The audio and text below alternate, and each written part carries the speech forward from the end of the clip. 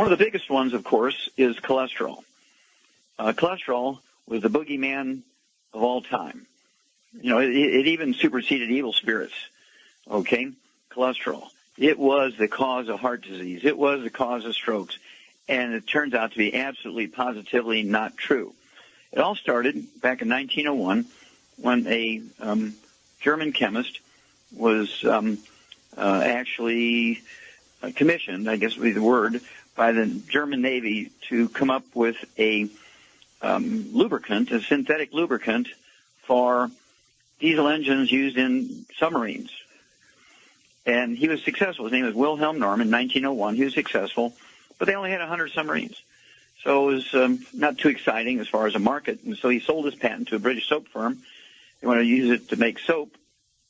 And he said, oh, gosh, people are making their own soap. We can't sell it. And so they sold it to Proctor and Gamble. They sold the patent to Proctor and Gamble. And they said, we can do a better job of selling soap. And they couldn't sell soap. Even when I was a kid, we were making our own soap in the early 40s. We were making our own soap still. And so Procter and Gamble couldn't sell it as soap. They said, well, what's the next biggest market? Submarines are too small a market. Soap is a big market, but everybody's making their own soap. Let's sell it as food. So they began to diss butter and cream and lard as cooking because an unhealthy way to cook. It's saturated fats and has cholesterol in it, and it clogs arteries and does all this stuff.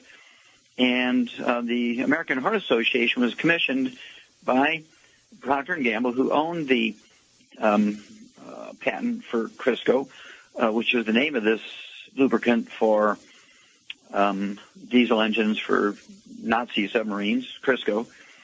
And they sold it as a healthier way to cook than cream, butter, and lard, which people have been using for centuries.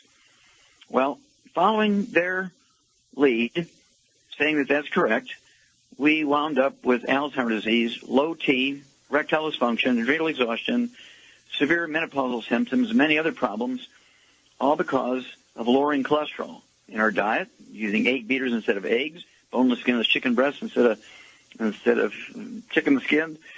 And the American Heart Association came out, like a bandit because they got their $1.7 million back in the, I think it was like 1914, about in there, which is a lot of money back then. It's a lot of money, but it was a lot of money back then, in exchange for an endorsement that Crisco was a much healthier way to cook your food and eat than using butter and cream and lard. Well, I looked for 35 years to find a pivotal paper which showed that belief was correct, and you can't find it because it didn't exist. It was all an ad campaign to sell Crisco.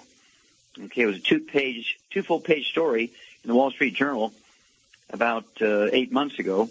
In June 23rd, 2014, I think it was somewhere between an 8 and 10-page story, and it was all about Ansel Keys, the guy who was on the board of Procter and Gamble and on the board of the American Heart Association. He brokered the deal for the $1.7 million from Procter and Gamble to the American Heart Association to get them to endorse Crisco as a healthier way to cook. Well, they created Alzheimer's disease. Alzheimer's disease did not exist in 1944.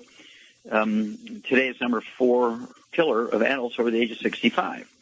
Low T certainly didn't exist when I was a kid, and Grandpa didn't have to worry about low T and erectile dysfunction.